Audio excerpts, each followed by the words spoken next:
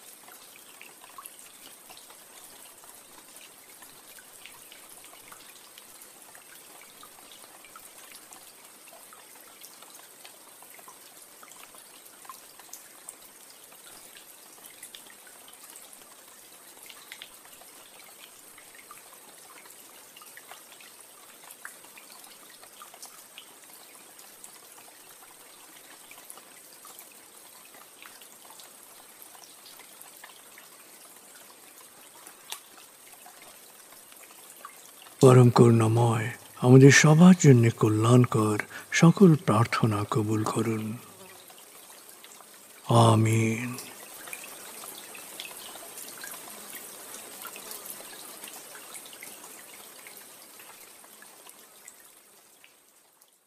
প্রিয় শরীদ, এক চমৎকার আবেগময় সময় কাটিয়েছেন আপনি।